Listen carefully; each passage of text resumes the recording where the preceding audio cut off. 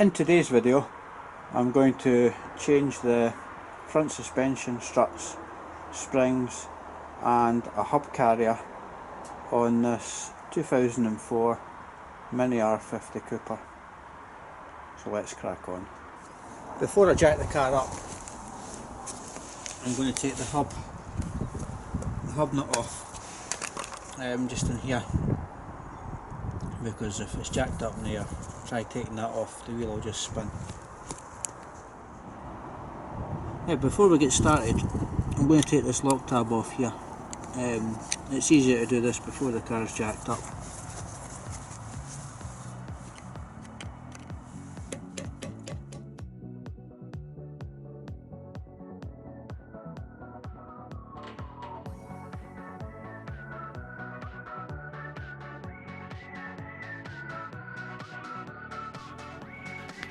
I sped this section up basically because it's just a strip down off the strut. It's not exactly a hard job to do. First thing to do was to disconnect the caliper from the hub carrier. This is normally achieved quite easily with a power bar. It's not that hard. The bolts are quite tight. They're about 110 Newton meters when you're putting them back on. Second, I went and took off the ABS cable. When you're putting that cable back in, just be mindful of the routing of the cable, because the drive belts are on that side as well. Where I did have problems taking this strut out was the drop link. The top nut kept spinning, so it took 2 or 3 attempts with the air gun to get it out, but as you can see here, it came out relatively easy. And next we'll show you it on the bench. You may be asking why I'm taking the whole hub assembly along with the strut out the car just to replace the struts and springs. Well, the reason for that is this bolt here. I noticed a few weeks ago that it had snapped. You know, I did check the car out prior to starting this job, which I always tend to do, so I don't have any unexpected surprises. Now, because that bolt snapped, which is a common failure point on this setup on the R50, it'll be impossible to get the strut out. So what I've done is I've ordered another hub assembly, and I've painted it up, which you'll see right now.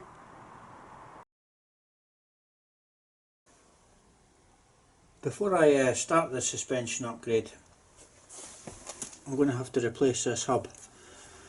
A common failure on the R50 is this pinch bolt, which pinches the bottom of your strut. Now these tend to seize in this part here, and then when you go to undo them, they shear off. So prior to fitting that, I'll obviously clean this bolt up, and I'll grease the inside.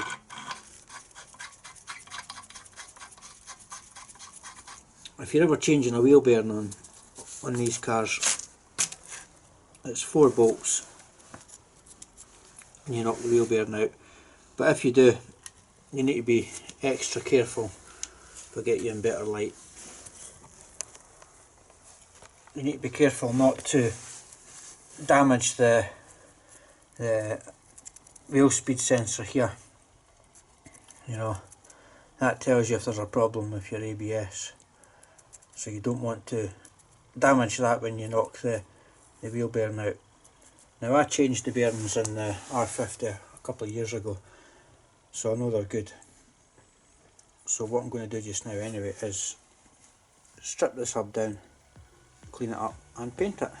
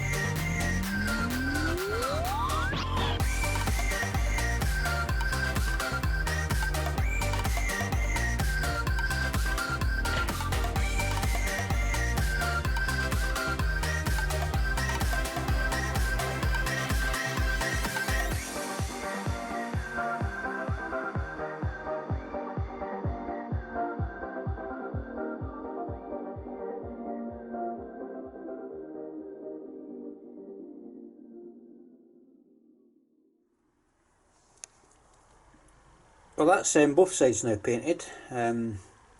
It's had 2 coats, front and back, so we'll just let that dry and then we'll get it fitted to the car.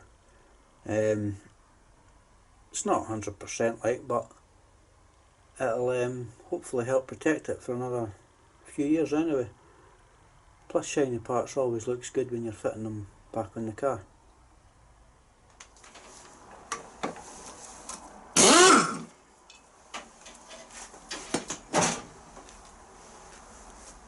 These things here normally snap trying to get them off, but as you can see, I had some copper slip on it from when I done the brakes a few years ago, and it just shows you how easy it makes life trying to get them out at a future date.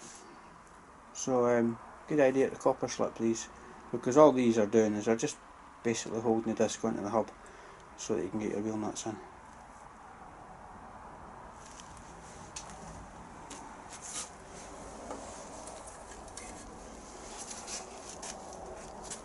Now is also a good time to inspect your disc for signs of wear. This disc's actually not too bad.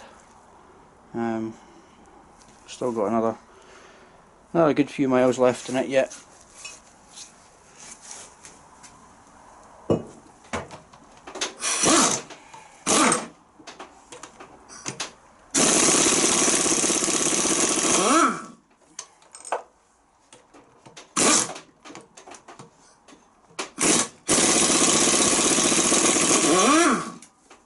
I also need to reuse this ball joint. I thought I had a new one in stock, but I've obviously used it on somebody's car, so I'll need to try and get this off. Hopefully without bending it and breaking it, because the boot's in good condition. These can weld themselves to the bottom of this just with the rust, but it was only done a few years ago, so hopefully it'll come out relatively easy. Pretty sure that's a 13 as well. Yep.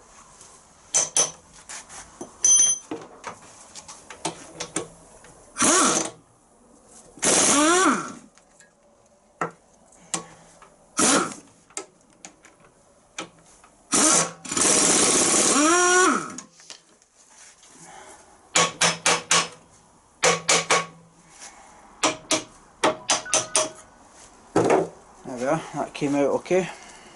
So what I'll do is I'll just clean that surface back up. That'll make it easier to go back into the replacement hub.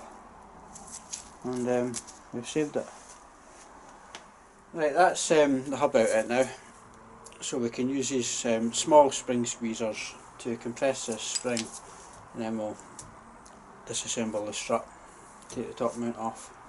These springs on these cars, you don't really need to wind them down that much, because they're quite short anyway. So we'll just get these fired on.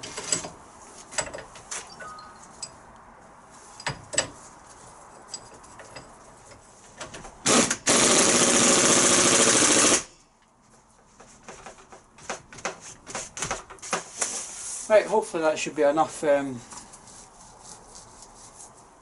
tension on it. Well, it's got to be, because we're right down at the max.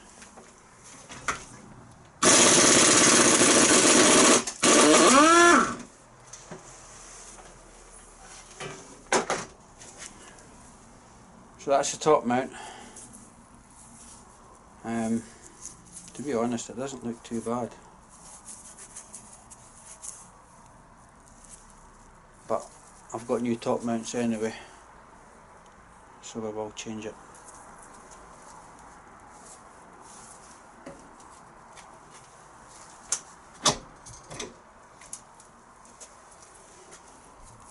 Top cap's a bit manky, so obviously we'll give that a clean. It just goes in there.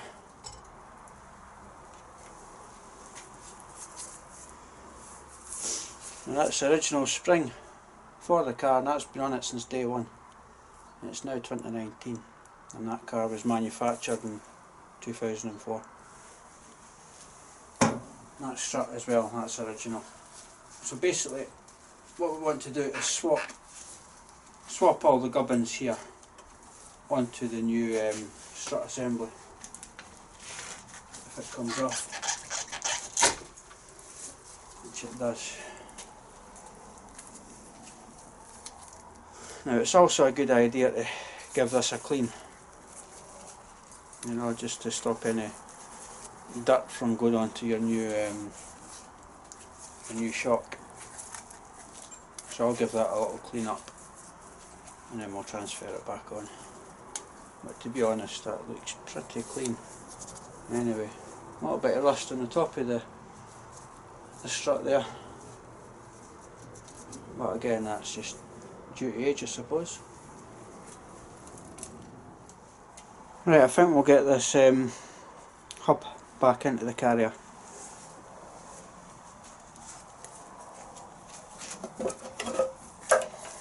So I'll go in that way. Just remember this sensor, the wheel speed sensor, try not to damage it. Hopefully that will go in okay.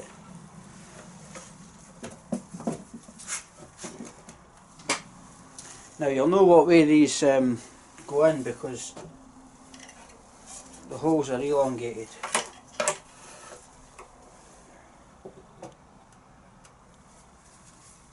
To match.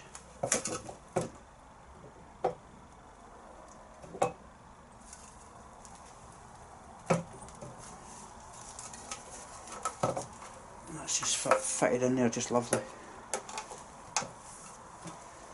So we'll get them buttoned up.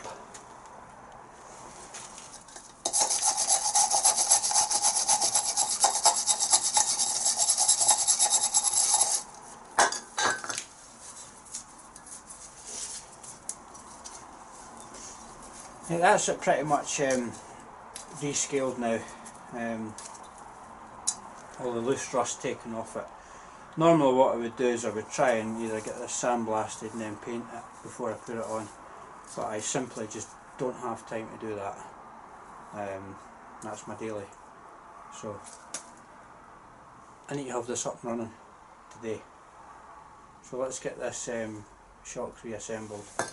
I've also, as you can see there, I've also put the new clamps on the new spring and put the gubbins for the inside back in, dust cover and what have you, buffer. So it's just a matter of fitting the top plate with the rubber cushion and top mount.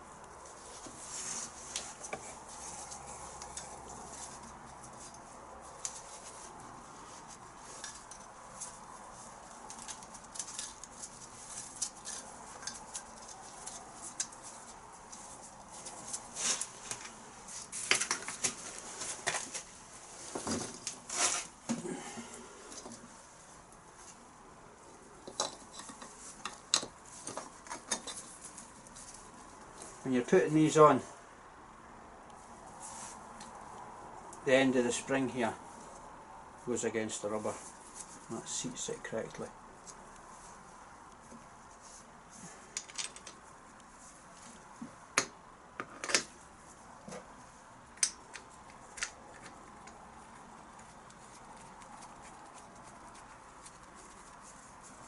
And again, everything's just in reverse order of how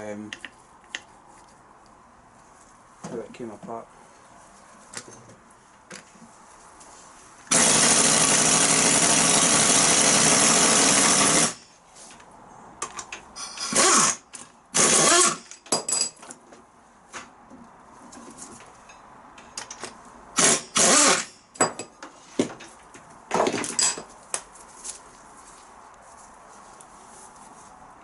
One shocky. Right, that's the bottom ball joint ready to go in. I've put a little bit of copper slip around it just to aid future removal.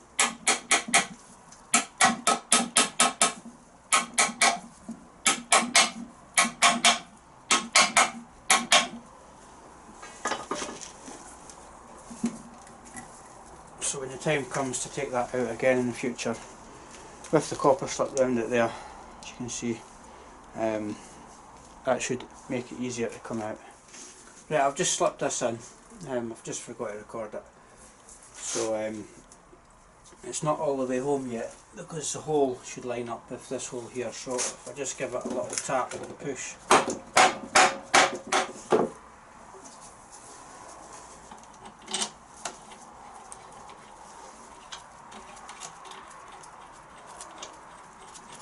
Right, that's it going in now.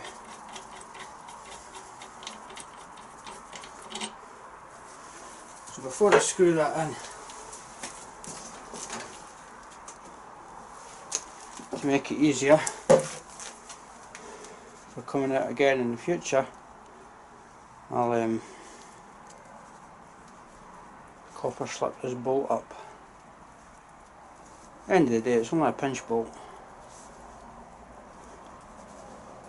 and because these have got a habit of shearing, I don't want it to happen again.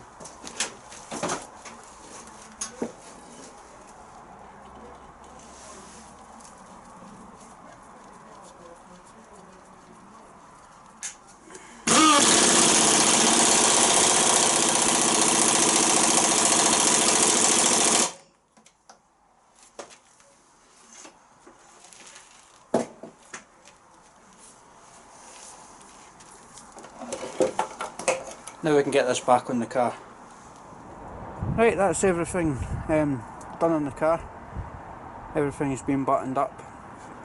So that's it, had a new strut, spring and second-hand hub carrier. I've still to tighten up the hub nut bolt here fully and pinch it back in place, but I'll do that once the car's on the ground.